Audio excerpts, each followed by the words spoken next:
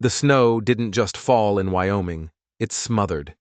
It buried the world in a cold, white silence, and in that silence, a mail-order bride proved she was no porcelain doll. She was a cornered animal, and right in front of her, so was the real thing. A massive grizzly, its fur matted with ice, its eyes burning with a hunger that promised a violent end. She had come all this way, chasing a ghost of a promise from a newspaper clipping, only to end up here. Between her and the beast were two little girls, two tiny scraps of life, huddled behind a frost-slicked boulder, their breaths coming in panicked little clouds. The bear roared, a sound that ripped through the air and shook the very ground under her feet. Its claws, long and yellowed, tore at the frozen earth. This was it, the end of the line. She lifted the rifle. The wood was so cold it felt like it was burning her cheek. Her finger, numb inside a thin glove, found the trigger. Fear was a luxury she couldn't afford. Not now. Not after crossing 1,000 miles of unforgiving prairie, leaving behind a life she could never speak of again. To die here, like this? No. Her heart hammered against her ribs, a wild drumbeat against the roar of the wind. The bear lunged. She fired. The crack of the shot was absolute. It shattered the winter quiet, a single sharp sound that echoed off the distant peaks and then vanished. Smoke, acrid and gray, curled from the barrel. For a heartbeat, the entire world seemed to hold its breath. The grizzly staggered. A guttural growl, more confusion than rage, rumbled from its chest. Then, with a weight that made the earth tremble, it collapsed into the snow, and was still. Silence rushed back in, heavier than before. It was broken only by the thin, terrified sobs of the children. The bride lowered the rifle, her arms suddenly trembling, not from cold, but from the violent rush of adrenaline. She watched her own breath plume in the air, ragged and hot. One step, then another. She moved toward the girls, her wedding dress, now a dirty, trampled thing, fanning out in the snow as she knelt. "It's all right," she whispered, her voice rough but steady. "You're safe now." The younger one, a tiny thing named Ruth, latched onto her sleeve, burying her face in the fabric. The older one, Anna, just stared at the massive dead thing in the snow, her eyes wide with a horror that was too old for her face. The bride pulled them both close, feeling their frail bodies shiver against hers. They were like little birds, all bone and fluttering heartbeats. For the first time since stepping off that train into this frozen wasteland, she felt the crushing weight of her journey settle into a purpose. She wasn't just a woman running from her past, she was a shield. That night, the drafty cabin felt like a fortress against the howling wind. A fire crackled in the hearth, throwing long, dancing shadows across the rough-hewn walls. The girls, wrapped in thick wool blankets, sat close to the flames. Their faces were still pale, but when they looked at her, it was with a wide-eyed awe that made her deeply uncomfortable. She set stale bread and jerky on the table, her hands moving with a steadiness she did not feel. Her mind was a whirlwind. She hadn't known there would be children. The advertisement had been vague, speaking only of a rancher in need of a wife. It said nothing of two motherless girls. It said nothing of bears. She hadn't expected to feel this fierce, terrifying wave of responsibility. Every creak of the cabin walls, every snap of the fire seemed to ask the same question, over and over. What would their father say when he returned? Morning arrived sharp and blindingly bright. The sky was a vast, unforgiving blue stretched over a world of white. And then she heard it. The rhythmic crunch of hooves on snow, growing steadily closer. She moved to the door, her hand instinctively going to the rifle she'd leaned against the wall. A part of her prayed she would never have to use it again. A rider emerged from the frosted pines. He was tall in the saddle, a silhouette against the sun, his coat thick with the dust of a long trail. His face, when he got closer, was hard and unforgiving, carved by wind and what looked like a deep, settled grief. But his eyes, His eyes were fiercely alive, and they lit with a raw, desperate relief when the girls shot out of the cabin, screaming a name. "Papa!" They collided with his legs as he swung down from his horse. He folded them into his arms, crushing them to his chest, his voice a broken murmur of relief. Then, his gaze lifted, and it landed on her. She stood framed in the doorway, her dress smudged with soot and dirt, a stranger in his home. His eyes flickered from her face to the rifle by the door, then back again. He saw the way his daughters even now stayed close to her, their small hands clutching her skirt. Gratitude and suspicion waged a silent war on his face. What had happened here? Who was this woman who had stepped into the heart of his world so completely? He released the girls, his boots crunching on the snow as he crossed the yard. He stopped a few feet from her, his breath misting in the frigid air. His voice was low, a gravelly rumble that seemed to come from deep in his chest. "They told me I was getting a bride to warm my house," he said, his eyes searching hers, refusing to let her look away. "Instead, I come home to find a woman who faced down a grizzly for my daughters." The words hung between them, heavier than the snow-laden branches of the pines. She braced herself for the questions, for the accusation. Instead, he said the one thing she never could have anticipated, the one thing that hit her harder than the rifle's kick. "You won't be rewarded with coin," he said, his voice raw. "Or with thanks. The only reward I can give is something far greater, if you're willing to take it." The wind howled, whipping her veil across her face, but she didn't move. She couldn't. His words lingered in the air, a shocking, impossible promise. The girls, Anna and Ruth, clung to his legs, but their eyes were fixed on her. They were silent witnesses to a bargain that was just beginning to unfold.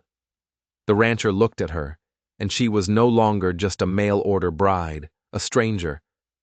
She was an anomaly, a disruption to the slow, grinding grief that had defined his life. His daughters pressed closer to her, their small hands reaching out, not quite touching her dress.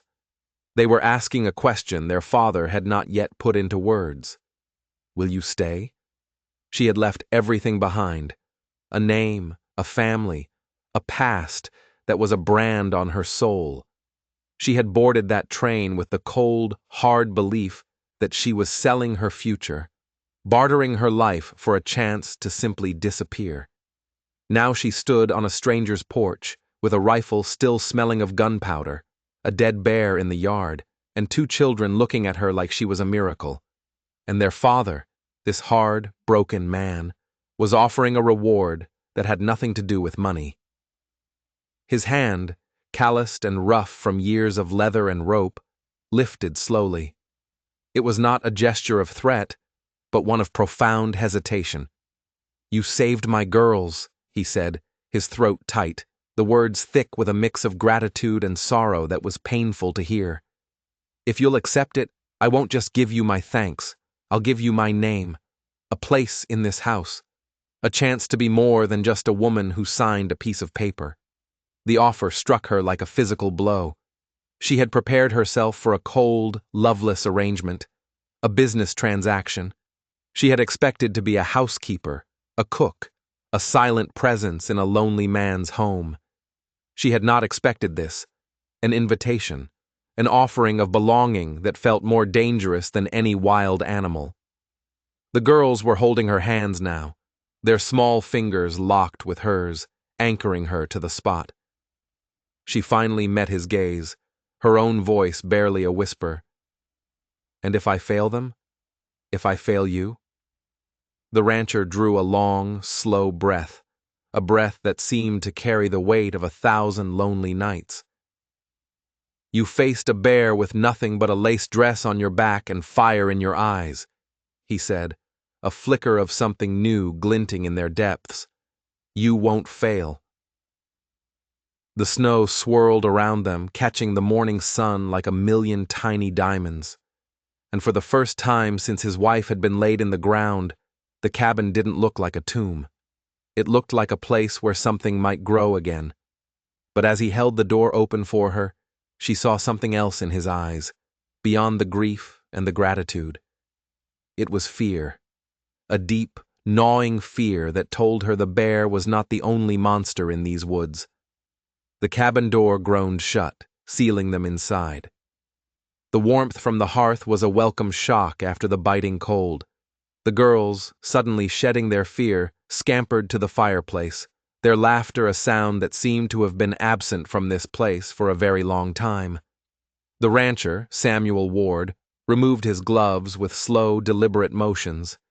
His gaze swept the small room, taking in every detail: the bread she'd laid out, the blankets she'd wrapped his daughters in, the rifle. Everything spoke of her. An intruder who had, in the span of a single day, made her presence felt in every corner of his silent, grieving house. He hadn't realized how hollow it had become until this very moment. Now, it had a pulse again, a heartbeat that wasn't just his own. She stood by the fire, feeling like an actress on a stage, unsure of her lines. Her hands were folded in front of her, a nervous gesture she couldn't control. He studied her, his jaw tight. He was a man accustomed to carrying his burdens alone, and the idea of sharing them was written on his face as a mixture of torment and hope. "Tell me your name," he finally said. It wasn't a command. It was a plea. She had to force the word out. Clara. The name seemed to hang in the air between them, small and fragile. He nodded once, slowly. "Clara," he repeated, as if testing the weight of it on his tongue. "I'm Samuel Ward, and these are my girls, Anna and Ruth." The little ones, hearing their names, beamed at her. A genuine, unguarded smile touched Clara's lips before she could stop it. Anna, the older of the two, tugged on Samuel's worn sleeve. "Papa, she wasn't scared, not even a little. The bear was roaring and she was just still. You should have seen her. She's brave." Samuel's gaze returned to Clara, and she felt pinned by its intensity. His daughter's simple, heartfelt words were more binding than any contract. He took off his hat, a gesture of respect that sent a tremor of shock through her. "I meant what I said out there," he said, his voice quiet, meant only for her. "Coin won't pay for what you did. My girls, they don't need another person leaving. They need someone who will stay." He paused, and the crackle of the fire was the only sound. "The reward I'm offering is a place here, with us. Not as a hired hand, not as a guest, as family." Her heart was a frantic bird in her chest. This was wrong, all wrong. She had come west to become invisible, to be a ghost, not to be seen like this, not to be woven into the fabric of a family. Her eyes darted to a small carved frame on the mantel, a photograph of a woman with a gentle smile and Samuel's eyes. "What about her?" Clara asked, the question soft but sharp. Samuel's face tightened, the lines around his eyes deepening. "That was Mary, their mother, my wife." He stared at the photograph for a long moment, lost in a memory she could never share. "She's gone. But life doesn't stop for graves, Clara. These girls, they need warmth in this house again." His voice cracked on the last word, then steadied. "And so do I." Clara felt a knot form in her throat. Before she could find an answer, Anna's small hand slipped into hers. On her other side, Ruth's tiny fingers wrapped around her own. They were anchoring her, holding her in place. To walk away now would be an act of cruelty. To stay felt like a lie, a betrayal of the woman on the mantel and the secrets she herself carried. She looked up into Samuel's eyes, and for the first time since she'd left her old life in ashes, she let the walls inside her crumble, just a little. "I'll stay," she whispered. The words tasted of surrender, but also of a promise she wasn't sure she could keep. The fire snapped, sending a shower of sparks up the chimney. The girls cheered, a pure, joyous sound that filled the cabin, and Samuel Samuel watched them, a muscle working in his jaw as he fought against a feeling he had long since buried. Hope. Later that night, long after the girls were asleep, Clara sat by the fire, mending one of Samuel's shirts. The needle moved in and out of the rough fabric, a small, repetitive motion that calmed her racing thoughts. Samuel sat at the table, methodically cleaning his rifle, the scrape of the oilcloth a steady rhythm in the quiet room. The silence between them wasn't empty anymore. It was filled with unspoken things. But outside, the wilderness was not silent. A lone wolf howled, its cry a mournful, hungry sound that seemed to slice through the cabin walls.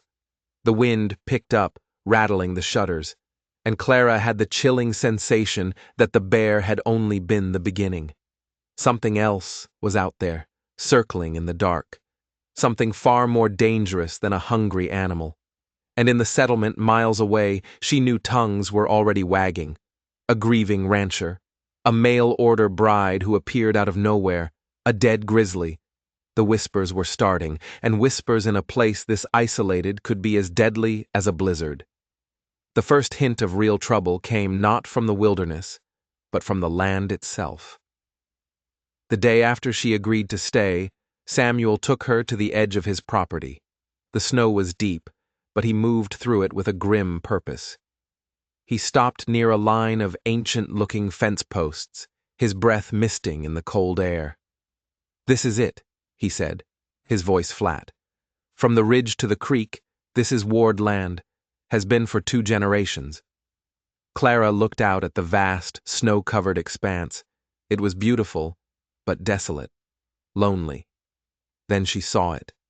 Carved into the topmost rail of the fence post was a symbol, a circle with a single, jagged line struck through it. It was freshly cut, the raw wood a pale scar against the weathered gray. "What is that?" she asked. Samuel's jaw tightened. He reached out and touched the carving with a gloved finger. "It's a warning," he said, his voice low and hard. "From my neighbors, Miller and Dawson. They want this land. They've wanted it for years." "Why?" He hesitated, his eyes scanning the horizon as if expecting to see riders appear at any moment. "They say it's no place for a man alone with 2 girls. They say it's too much for me to handle." He looked back at her, and his gaze was sharp. "They've made offers, low ones, almost insulting. They think grief has made me weak." A cold dread trickled down Clara's spine. This wasn't just about a lonely rancher and a stranger. This was about land, about greed. The bear. Could it have been a coincidence? Or was it something more? A test? An attempt to drive him out? "They won't stop at carvings," Samuel said, turning back toward the cabin. "Now that you're here, now that they see I'm not planning on leaving, they'll push harder." His words were prophetic. 3 days later, a blizzard descended from the mountains, a roaring wall of white that swallowed the world. It slammed into the cabin, rattling the windows and piling snow in monstrous drifts against the door. For 2 days, they were prisoners, the 4 of them sealed in the small space while the storm raged. The girls, sensing the tension, were quiet and watchful. On the 3rd morning, the wind died. The silence was deafening. Samuel spent hours shoveling a path from the door, his shoulders set in a line of grim determination. When he came back inside, his beard was caked with ice, his eyes narrowed. "They'll be coming," he said, not looking at her. "Now the storm's broken. They'll want to get a look at you, to size you up." Clara's past, the one she had buried under 1,000 miles of steel track, felt suddenly close enough to touch. "And what happens if they don't like what they see?" she asked, her voice barely a whisper. Samuel's hand clenched on the back of a chair. "It doesn't matter if they like it," he said, his voice like flint. "All that matters is that you're a ward now, and they have to go through me." The words were a shield, but she heard the unspoken fear beneath them. He was one man against How many? They didn't have to wait long. At dusk, 2 riders appeared, dark figures against the bruised purple of the twilight sky. They rode slowly, deliberately, their horses picking their way through the deep snow. Samuel opened the door before they could knock, the rifle leaning casually against the frame. "Miller, Dawson," he greeted, his tone devoid of warmth. The men dismounted. Miller was wiry and tall, with a cruel twist to his mouth. Dawson was broad and silent, his eyes small and mean. Their gazes swept past Samuel and landed on Clara, who stood behind him with the girls half hidden in her skirts. Miller smirked, a greasy, unpleasant expression. Well, well, the rumors are true. Samuel Ward finally got tired of warming his own bed. His eyes raked over Clara, cold and insulting. Didn't take you long to replace poor Mary. And with a mail order, of all things? Got a story, have you, girl? The question was a physical blow. Clara felt the blood drain from her face. Did he know? Could he possibly know? Before she could speak, Samuel's voice cut through the tension like a razor. "This woman saved my daughter's lives," he said, each word a chip of ice. "She stood her ground against a grizzly. That's more than I can say for the company you keep." Dawson spat a stream of tobacco juice into the pristine snow. "Don't change what she is. An outsider. A stranger with no name and no people. Folks around here don't take kindly to that." The threat was no longer veiled. It was laid bare between them. Samuel's shoulders squared. "This is my house, my family, my land. Anyone with a problem can take it up with me, or they can ride on." The silence stretched, thin and tight. Miller's smirk never wavered. "Your choice, Ward," he said softly. "But winter is long, and a man can lose a lot more than his nerve out here in the cold." He turned and swung back into his saddle, Dawson following suit. They rode away without a backward glance, 2 dark shadows swallowed by the coming night. Samuel closed the door, the latch clicking shut with a sound of finality. Clara sank into a chair, her legs suddenly unable to hold her.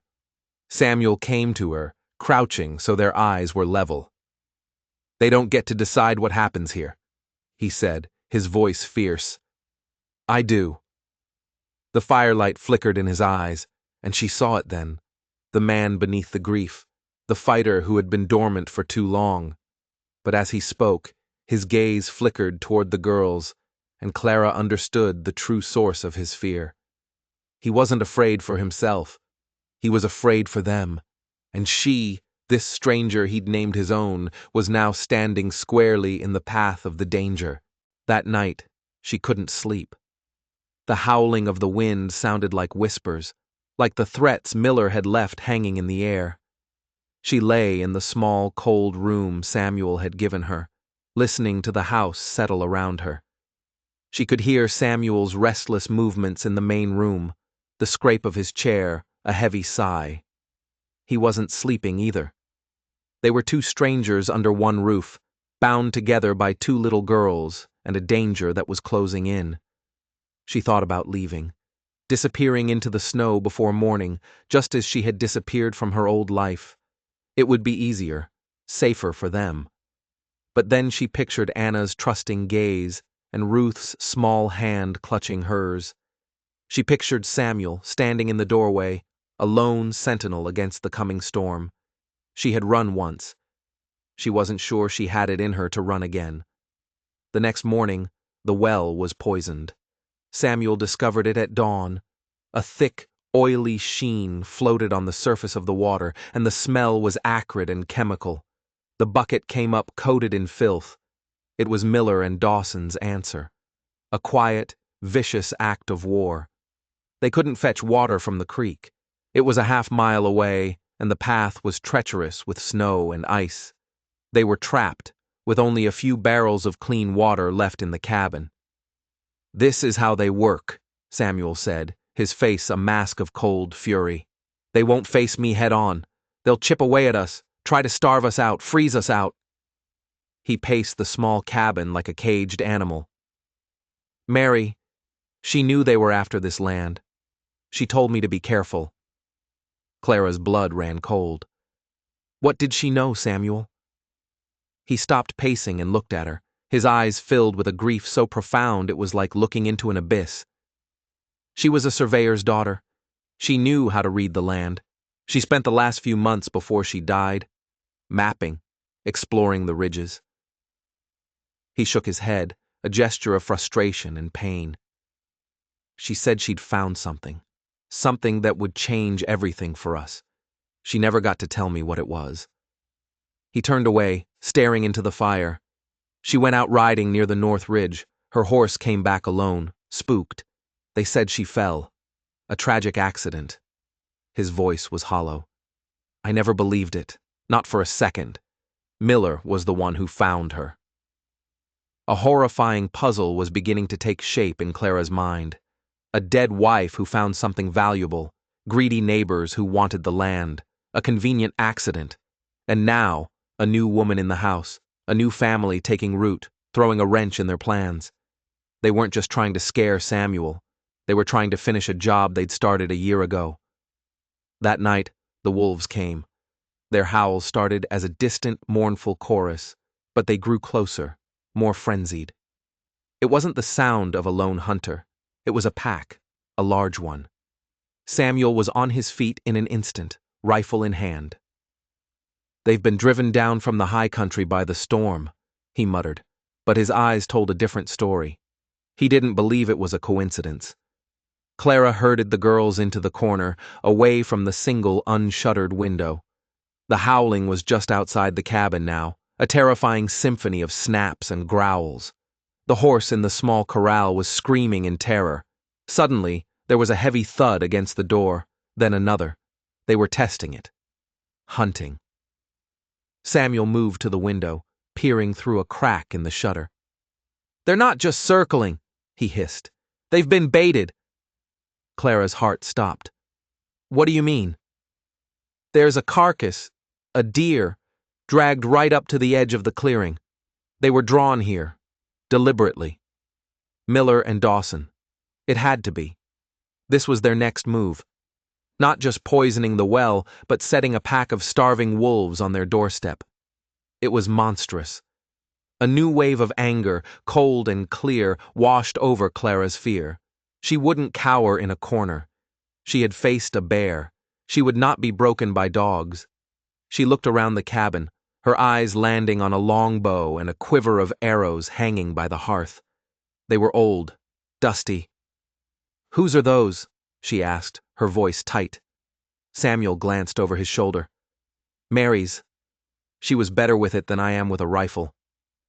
Without a second thought, Clara grabbed the bow. The wood was smooth and cool in her hands. She pulled an arrow from the quiver. It felt strangely familiar. A memory from a different life, a different time, flickered in her mind. Her father, a stern military man, teaching her to shoot in the woods behind their estate. A skill she had thought long buried and useless. Another heavy thud against the door, splintering the wood. Anna cried out in fear. Samuel raised his rifle, ready to shoot through the door if he had to. Don't, Clara said, her voice sharp with authority. You'll waste a shot. Open the top latch. Just a crack. He stared at her, confused, but there was something in her tone, a hard certainty, that made him obey. He slid the wooden bar on the top half of the Dutch door. A blast of icy air rushed in. A snarling gray head appeared in the gap, jaws snapping. In one fluid motion, Clara drew the bowstring back to her cheek, aimed, and released. The arrow hissed through the air and struck the wolf in the throat. It let out a choked yelp and fell back into the snow. Samuel stared at her, his mouth agape. Where in God's name did you learn to do that? Before she could answer, a new sound cut through the night. Hoofbeats, and the yellow glow of lanterns swinging through the trees. Relief washed over Clara for a split second before she saw the look on Samuel's face. It wasn't relief. It was pure, unadulterated rage. It's them, he snarled. Miller and Dawson, along with 3 other men, rode into the clearing. They sat on their horses, rifles held casually across their saddles, watching the remaining wolves scatter back into the darkness. "Evenin', Ward," Miller called out, his voice dripping with false concern. "Heard a commotion. Sounded like you were having some trouble." His eyes flickered to the dead wolf, then to Clara, standing in the half-open doorway with a bough in her hand. A slow, ugly smile spread across his face. "Seems your new bride has hidden talents." The implication was clear. They had set the wolves on the cabin, then ridden in, expecting to find a scene of carnage, a terrified rancher ready to sell for pennies on the dollar. Instead, they found this: a woman with a bow, a dead wolf at her feet, and a man whose eyes were burning with a hatred so cold it could freeze fire. "You'll leave my land," Samuel said, his voice dangerously quiet. "Now." Miller's smile widened. He gestured to the men with him. "We're just here to help, Ward. A friendly gesture. This is a dangerous place for a family." He leaned forward in his saddle. In fact, the colonel was just saying the same thing. He's coming soon, with his men. He's planning on cleaning up the valley, getting rid of squatters, troublemakers, anyone who doesn't belong. You wouldn't want to be on the wrong side of the colonel, would you, Samuel? Not for a woman who came from a catalog. The name, the colonel, landed like a stone in the pit of Clara's stomach. This was bigger than 2 greedy ranchers. There was a leader, an organization, and they were coming. The wolves were just a message, a taste of what was to come. The real monsters were on horseback, and they were smiling. As the riders finally turned and disappeared back into the trees, leaving a suffocating silence behind them, Clara noticed something. Anna, the older girl, was sitting by the fire, scratching in the dirt floor with a stick. She was drawing a picture. It was a child's scrawl, but the image was unmistakable. A tall man, and a smaller figure lying on the ground, and on the tall man's face a single jagged line, a scar. Clara had seen that scar just moments ago, illuminated by the lantern light. It was on Miller's cheek. Anna wasn't just drawing a picture. She was drawing a memory. The silence after Miller's men left was more terrifying than the howling of the wolves.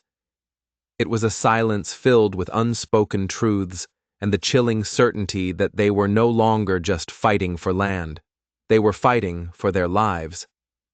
Samuel barred the door, his movements stiff with rage. He turned, his eyes finding Clara. She still held the bow, the string humming with tension. "You never told me you could shoot like that," he said, his voice a low rasp. It wasn't an accusation. It was awe. "You never asked," she replied, her own voice shaky as she finally lowered the bow.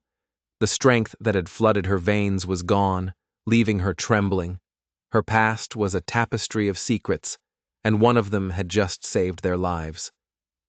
Samuel's gaze dropped to the floor, where Anna was still scratching in the dirt with a piece of charcoal from the hearth. He knelt beside his daughter. "What are you drawing, sweet pea?" he asked gently. Anna didn't look up. She just kept drawing, her little hand moving with a frantic intensity. The picture was clearer now. A tall, stick-figure man with a jagged line on his face stood over a smaller figure. The smaller figure was wearing a dress, and all around them, Anna was drawing licking, orange flames. She whispered a single, terrified word: "Fire." Samuel went rigid. Clara knelt beside him, her blood turning to ice. "Samuel," she whispered, "what does that mean?" He looked from the drawing to Clara, his face pale in the firelight. "The night Mary died," he said, his voice hoarse. "There was a fire. The old line shack on the north ridge. It burned to the ground. They said she must have been caught inside, that she ran out and fell." He pointed a trembling finger at the drawing. "But that's Miller. Anna saw him. She saw him there." The little girl had been a witness, a silent, traumatized witness to her own mother's murder. The fall wasn't an accident. The fire wasn't an accident. It was all a lie, a brutal, carefully constructed lie. And Anna had carried that horror inside her for a year. "We have to find proof," Clara said, her mind racing. The fear was still there, a cold knot in her stomach, but it was being eclipsed by a burning, righteous anger. They won't stop until they have this land, and they will get rid of anyone who stands in their way. Us, the girls. A new resolve hardened Samuel's face, chasing away the grief and replacing it with a cold, sharp-edged fury. "Her journal," he said, standing up abruptly. "Mary kept a journal. She wrote in it every day. I couldn't bear to look at it after she was gone. I packed her things away in a trunk in the barn." The barn. It was 100 yards from the cabin, across a snow-swept clearing. The moon was high now, casting long, dark shadows that looked like grasping fingers. The wolves were gone, but the men were still out there. Going to the barn was a risk, a terrible risk. "I'll go," Samuel said, grabbing his rifle and his heavy coat. "No," Clara said, standing beside him. "We'll go together." He looked at her, about to argue, but he saw the unshakable determination in her eyes, the same fire he'd seen when she faced the bear. He simply nodded. He told the girls to stay away from the door, to hide if they heard anything. Then he and Clara slipped out into the freezing night. The cold was a physical shock, stealing their breath. Every shadow seemed to hold a threat. The crunch of their boots on the snow sounded as loud as gunshots in the vast silence. They reached the barn, the big wooden doors groaning in protest as Samuel forced them open. The air inside was frigid and smelled of hay and old leather. A sliver of moonlight cut through a crack in the roof, illuminating dust motes dancing in the air. Samuel moved toward a corner where a large, leather-bound trunk sat. He knelt and fumbled with the latch, his fingers stiff with cold. He threw the lid open. Inside, neatly folded, were Mary's clothes, a collection of dried flowers, and on top, a simple, leather-bound book, her journal. Samuel reached for it, his hand shaking, and that's when they heard it, the soft creak of a floorboard from the hayloft above. They weren't alone. Samuel froze, his hand hovering over the journal. He slowly, silently raised his rifle. Clara flattened herself against the rough wall of the barn, her heart hammering against her ribs. Who was up there? Had they been followed? Was it Miller coming back to finish the job? A shadow detached itself from the deeper darkness of the loft. A man. He wasn't big like Dawson or wiry like Miller. He was dressed in dark, practical clothes, and he moved with a quiet confidence that was more unnerving than any overt threat. He held a pistol in his hand, but it wasn't pointed at them. It was held down, at the ready. "That's far enough, Ward," the stranger said. His voice was calm, measured, not the voice of a local rancher. "Who are you?" Samuel demanded, his rifle trained on the man's chest. The stranger's eyes flickered to Clara, and a strange look of recognition crossed his face. It wasn't the look of a man seeing a stranger. It was something else. "My name is not important," he said, his gaze returning to Samuel, but his attention clearly on Clara. "What is important is that you stop looking for things that are better left buried." He took a step down the rickety ladder from the loft. "The woman," he said, nodding toward Clara. "She's the one I'm interested in. There's a handsome price on her head, a reward for her return." Clara felt the floor drop out from under her. It wasn't Miller. It wasn't the Colonel. It was her past. A ghost from the life she'd fled, standing right here in this freezing barn in the middle of nowhere. He wasn't a rancher. He was a bounty hunter. "I don't know what you're talking about," she said, forcing the words out, trying to keep her voice from shaking. The bounty hunter smiled, a cold, humorless expression. "Oh, I think you do, Abigail," he said. "The senator sends his regards. He's very eager to have you back." The name hit her like a punch to the gut. Abigail, the name she had shed like a skin. Samuel stared at her, confusion and a flicker of doubt in his eyes. Who was Abigail? This man wasn't here for the land. He was here for her.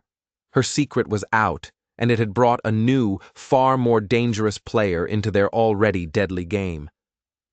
The bounty hunter took another step down the ladder, his pistol now rising slowly, deliberately. The threat from Miller and the colonel suddenly seemed a world away. The immediate danger was here, 10 feet away, and he knew her real name. Samuel didn't hesitate.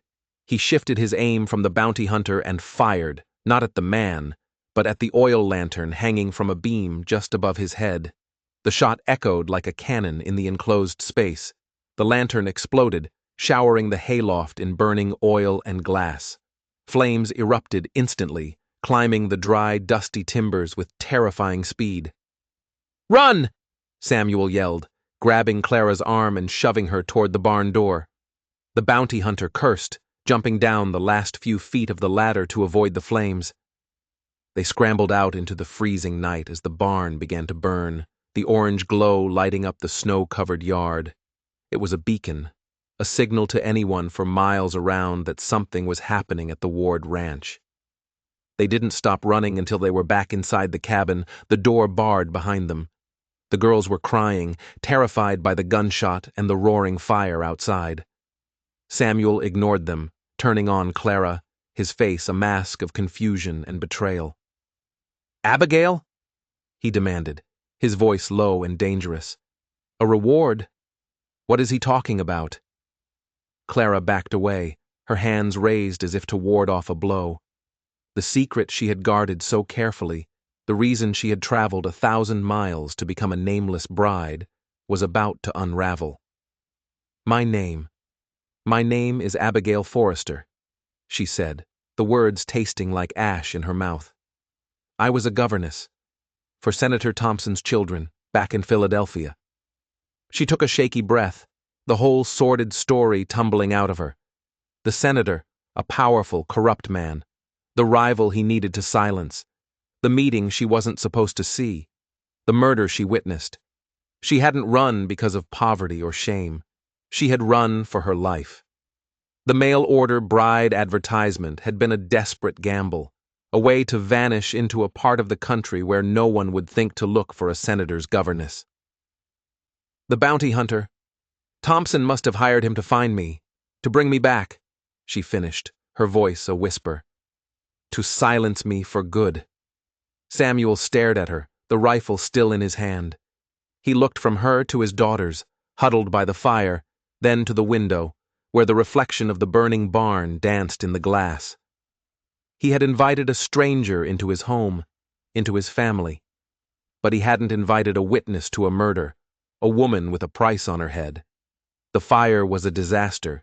It would draw Miller and his men right to them. The bounty hunter was still out there. And now, this secret that was 100 times more dangerous than a land dispute. For a long, terrible moment, Clara saw the trust in his eyes die. She saw him calculating the risk, weighing her life against the lives of his children. She had brought this storm down on them. Then, he did something she never expected. He walked to the fireplace and leaned the rifle against the stone. He turned back to her, and the anger was gone, replaced by that same grim resolve she'd seen when he faced Miller. "Your name is Clara Ward," he said, his voice quiet but absolute. "Abigail Forrester died in that fire. Do you understand me? You are Clara Ward now, and this is your home. Anyone who tries to take you from it, they have to go through me." Tears she hadn't even realized she was holding back streamed down her face. It wasn't forgiveness. It was acceptance. It was a declaration. In that moment, the lie of their arrangement burned away, and something real and solid took its place. He wasn't just protecting his children's savior. He was protecting his wife. But the fire raged on, a giant flickering advertisement of their vulnerability. And they both knew that the bounty hunter was just the beginning. The night was far from over. Miller and the colonel would see that fire, and they would be coming. Hoofbeats pounded through the snow-muffled landscape. Not the slow, menacing approach of Miller's earlier visit, but the frantic, urgent gallop of men riding hard.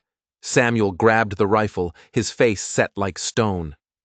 "They're here." Clara herded the girls into the small root cellar, a cramped, dark space beneath the floorboards. "Stay here, no matter what you hear," she commanded, her voice steady despite the tremor in her hands. She kissed them both, then closed the heavy wooden door over their heads, plunging them into darkness. When she stood up, she had Mary's bow in her hand. The riders burst into the clearing. It was Miller and Dawson, and with them a dozen other men. They reined in their horses, their faces illuminated by the roaring flames of the burning barn. They weren't here for a fight. They looked spooked. "Ward!" Miller yelled, his voice tight with panic. "What happened? We saw the fire!" Before Samuel could answer, another figure stepped out of the darkness near the tree line. The bounty hunter. His face was smudged with soot, and he held his pistol loosely at his side. "Evening, gentlemen," the bounty hunter said, his voice calm and carrying. "Looks like we all had the same idea." Miller and his men shifted uneasily, their eyes darting between the burning barn, Samuel in the doorway, and this new, unexpected arrival. "Who the hell are you?" Dawson grunted. "Just a concerned citizen," the bounty hunter replied with a thin smile. He looked directly at Miller. "Tell me, you happen to see a woman around here? Answers to the name Abigail. There's a substantial reward." Clara, hidden in the shadows just inside the cabin, saw Miller's eyes widen in understanding. A woman with a price on her head, a fire, a stranger with a gun. He was putting the pieces together, and a greedy, calculating light sparked in his eyes. This changed everything. The land was one thing, but a rich senator's reward, that was a prize worth killing for. "The woman's dead," Samuel said, his voice booming across the clearing. "She was in the barn when it went up, caught in the fire." It was a desperate, brilliant lie. If the bounty hunter believed her dead, he might leave. If Miller believed her dead, the reward was off the table. The bounty hunter's eyes narrowed. He glanced at the inferno that was once the barn, then back at Samuel. "Is that a fact?" he said slowly. "I'd need to see a body." Miller smirked. "He's lying," he called out to the bounty hunter. "She's in the house. I saw her myself not an hour ago. Let's you and I make a deal. We'll help you get the girl. You split the reward with us." The bounty hunter considered it for a moment, then gave a slow nod. "I'm a reasonable man." The lines were drawn. It was Samuel and Clara against Miller's men and a professional bounty hunter. The odds were impossible. But then, something shifted. The bounty hunter took a step forward, his eyes locked on Miller. "There's just one problem," the bounty hunter said, his voice dangerously soft. "I don't like competition, and I especially don't like men who murder women and children for dirt." He turned his head slightly, his gaze finding Samuel in the doorway. "Your wife, Mary. Miller here bragged about it not a month ago in the saloon in Dusty Creek. How he scared her off a cliff and made it look like an accident." The world stopped. The confession, so casual and brutal, hung in the air. Samuel let out a sound that was not human, a roar of pure, undiluted grief and rage. He raised his rifle, but the bounty hunter was faster. He fired his pistol once. The shot was deafening. Miller cried out, clutching his shoulder as he toppled from his horse into the snow. Chaos erupted. Miller's men, leaderless and confused, drew their weapons. The bounty hunter fired again, taking another man down. Samuel, snapping out of his shock, fired from the doorway, his shots methodical and deadly. Clara didn't wait. She notched an arrow, stepped into the open, and let it fly. It found its mark in the chest of a rider bearing down on the bounty hunter. She was a ghost in the firelight, moving and shooting with a deadly grace she didn't know she possessed. The farm girl, the governess, the mail-order bride, They were all gone. In their place was a warrior. The fight was short and brutal. Caught between the bounty hunter's deadly accuracy and Samuel's cold fury, Miller's men broke. They turned and fled into the night, leaving their wounded behind. Dawson was one of them, his face a mask of terror as he spurred his horse into the darkness. In the sudden, ringing silence, only 4 men were left in the clearing. The 2 wounded riders, Miller groaning in the snow, and the bounty hunter. Samuel strode out of the cabin, his rifle trained on Miller. His face was a terrible thing to see. "You killed her," Samuel whispered, the words raw with a year of buried pain. "You took her from me." He was going to kill him. Right there. Clara ran to his side, putting a hand on his arm. "Samuel, no," she pleaded. "Not like this. Not in front of your home." The bounty hunter walked over, calmly reloading his pistol. "She's right," he said. "He's not worth the bullet. Besides, the colonel will be coming." This was just the appetizer. He looked from the burning barn to Samuel, then to Clara. "The senator I work for is a bad man.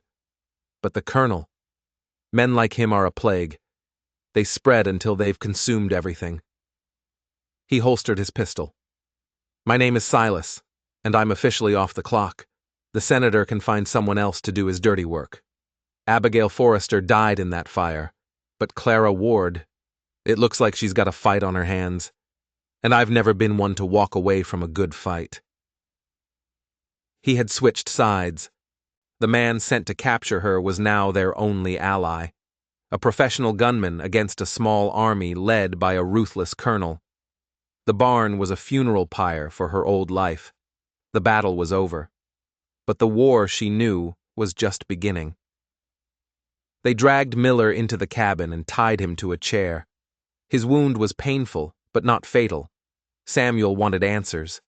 Silas, the bounty hunter, tended to the other 2 wounded men outside, disarming them and leaving them tied up in the cold. He was efficient, professional, and utterly calm. Inside, Samuel stood over Miller, his face grim. "The colonel. Who is he?" Miller, pale with pain and fear, spat on the floor. "Go to hell, Ward." Samuel backhanded him across the face, a sharp, brutal crack that echoed in the small room. "My wife. You killed my wife. You will tell me what I want to know." Under Samuel's relentless, cold questioning, the story came out. Colonel Atticus Thorne, a disgraced Confederate officer who had come west after the war with a band of loyal, cutthroat soldiers. They operated like a private army, taking what they wanted through fear and violence. The railroad was planning a new line through the valley, and Thorne was buying up, or clearing out, all the land in its path, planning to sell it for a fortune. Mary had discovered something even more valuable on Samuel's land, a vein of gold running through the North Ridge. She'd stumbled onto Thorne's entire operation, so Miller, on Thorne's orders, had killed her. "He'll kill you all," Miller gasped, a manic, terrified grin on his face. "He's not like us. He doesn't make threats, he makes examples." As if summoned by his name, a new sound reached them, a bugle call, a single, clear note that cut through the night. It was a military sound, organized, disciplined. Silas appeared in the doorway, his face serious. "He's here, and he brought his army." Clara ran to the window. In the distance, illuminated by the rising sun and the dying flames of the barn, was a line of riders, at least 30 of them. They weren't a disorganized posse like Miller's men. They rode in formation, their rifles held at the ready. At their head was a man on a magnificent black horse, a long cavalry coat draped over his shoulders. The colonel. "Get the girls," Samuel said to Clara, his voice tight. "Keep them in the cellar. This is it." Silas checked his pistol. "They'll surround the house. Try to burn us out." He looked around the small cabin. "Not much of a fortress." "It's our home," Samuel said simply. Clara rushed to the cellar door, her heart pounding. She could hear the girls crying softly below. She had to be strong for them. As she lifted the door, Her eyes fell on the trunk from the barn. Samuel had dragged it back in the chaos. Inside it, beneath Mary's journal, was something else. A long wooden box. She opened it. Inside, nestled in velvet, were two beautiful pearl-handled Colt revolvers, and beneath them, a letter in Mary's elegant script. Her hand trembled as she picked it up. "My dearest Samuel," it began, "if you are reading this, it means my fears have come true. Colonel Thorne knows about the gold. He will stop at nothing.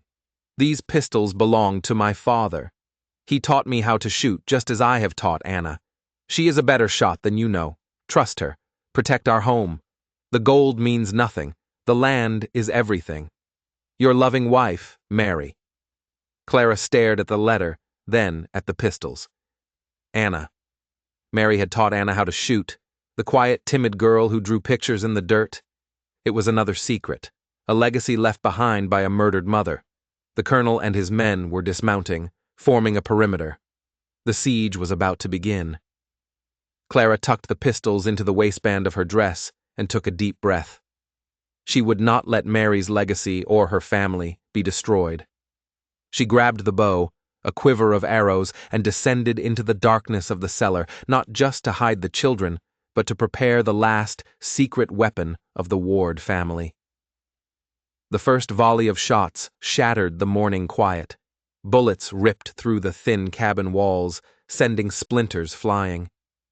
Samuel and Silas returned fire from the windows, their shots carefully aimed, making every bullet count. Outside, the colonel's men used the trees and the smoking ruins of the barn for cover, laying down a steady, suppressing fire. In the cellar, Clara held Anna and Ruth close. The noise was terrifying, the thud of bullets hitting the house right above their heads, shaking dust from the ceiling. Ruth was sobbing, but Anna was strangely calm. Her eyes were wide, fixed on the cellar door as if she could see the battle raging above. Clara pulled out the letter from Mary. "Anna," she whispered, her voice urgent, "listen to me. Your mother wrote this. She said she taught you to shoot." Anna flinched, her eyes filling with tears. "Papa took the guns away. After the fire. I know, sweetheart, but your mother said you were a good shot. She said to trust you." Clara opened the wooden box, revealing the two gleaming revolvers. "She would want you to help protect your home. To help your papa." Anna stared at the guns, her small hands trembling. The memory of her mother, of practiced, patient lessons in a sunny field, warred with the trauma of the fire, the image of Miller standing over her mother's body. For a moment, Clara thought she had made a terrible mistake, pushing the girl too far.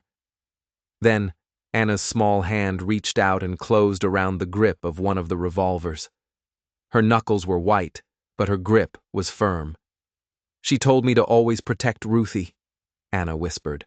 Above them, the firing intensified. A man screamed, a sharp, ugly sound. The smell of gunpowder was seeping through the floorboards. Clara took the other pistol. She wasn't a crack shot like Anna, but her father had taught her the basics. She would be another gun in the fight. "All right," Clara said, her voice filled with a resolve that surprised her. "Here is the plan."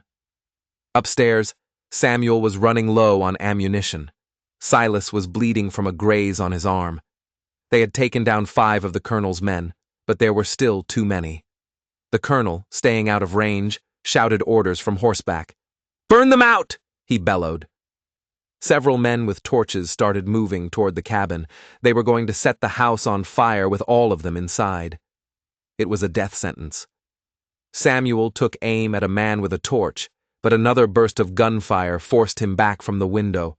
Suddenly, a section of the floor near the back wall pushed open. Clara emerged from the cellar, a revolver in her hand. Behind her came Anna, small and fierce, the second revolver held in a steady two-handed grip. Samuel stared in disbelief. "Clara, what are you doing? Get back down there." "There's no time," Clara yelled over the gunfire. "Mary left a message. She taught Anna to shoot." Before Samuel could protest, Anna was at the rear window, a small opening, that looked out toward the creek. It was the one side the colonel's men had largely ignored, focusing their main assault on the front. 2 men with torches were creeping up that way, using the cabin's blind spot. Anna rested the heavy barrel of the revolver on the windowsill to steady it. She took a breath, just as her mother had taught her. She fired. The shot was loud in the small cabin. One of the men outside cried out and dropped his torch, clutching his leg. He wasn't dead, but he was out of the fight. She fired again. The second man, startled, dropped his torch and ran for cover. The colonel, seeing his plan failing, let out a roar of fury. He spurred his horse forward, drawing a cavalry saber, its polished steel glinting in the sun. He was a figure of righteous, arrogant fury. "Useless!" he screamed at his men. "I'll do it myself!" He galloped toward the house, a truly terrifying sight. Silas stepped up to the front window. "This one's mine," he said, his voice grim. He took careful aim and fired. The colonel's horse screamed and fell, throwing the colonel into the snow. He came up, limping but alive, his face contorted with rage. This was their chance. While the men were distracted by their fallen leader, Samuel and Silas laid down a furious volley of fire from the front windows. Clara, at a side window, fired her own pistol, providing covering fire. The tide was turning. The professional soldiers, seeing their invincible leader humbled and their ranks thinning, began to falter. The final, decisive blow came from the smallest soldier. Anna, still at the back window, saw 2 of the colonel's men trying to drag the wounded Miller out of the cabin, where he'd been left on the porch. They were trying to rescue their key witness. Anna aimed one last time, not to kill, but to stop. She fired, and the bullet kicked up a spray of snow right at their feet. They dropped Miller and fled. The fight was over. The remaining men retreated, dragging their wounded with them, and disappeared back into the trees, leaving their colonel behind. Atticus Thorne, disarmed and injured, was now their prisoner. Justice had come to the Ward Ranch. It wasn't delivered by a sheriff or a judge. It was delivered by a grieving husband, a mail-order bride with a secret past, a cynical bounty hunter, and a little girl who remembered her mother's lessons. In the aftermath, the silence was profound. The cabin was riddled with bullet holes, the air thick with the smell of smoke. But they were alive. All of them. They had held the line. Samuel gathered his daughters into his arms, holding them so tightly it seemed he would never let them go. He looked at Clara over their heads, his eyes filled with a love and respect that went far beyond any contract or arrangement. They had been forged into a real family in the crucible of that fight. Silas tended to the colonel's leg, tying him up alongside Miller. "The territorial marshals will be very interested in meeting this gentleman," Silas said with a wry smile, "and in the testimony of Mr. Miller here. Your land is safe, Ward." He looked at Clara, and then at the pearl-handled revolver still in her hand. "Looks like you found your home, Abigail," he said softly. Clara shook her head. "My name is Clara," she said, and for the first time it felt completely true. Spring came, melting the snow and washing the blood from the soil. The land came alive with color, and the cabin, patched and repaired, no longer felt like a fortress, but a home. The colonel and his men were gone, handed over to federal lawmen. The gold in the North Ridge made the Ward family wealthy, but they never left the land. It was paid for in something more precious than gold. Samuel and Clara were married by a traveling preacher under the wide Wyoming sky. Anna and Ruth were their bridesmaids. It wasn't the beginning of their story, but a continuation of it. The shocking reward the rancher had offered wasn't just a name or a roof over her head. It was a chance to stop running, a chance to fight for something, a chance to love and be loved. In the frozen wilds of Wyoming, a mail-order bride hadn't just found a husband, she had found herself. If you enjoyed this story, and you believe that home is something you fight for, not something you're given, then do me a favor. Hit that subscribe button and ring the notification bell. We've got a lot more stories to tell, and you won't want to miss a single one.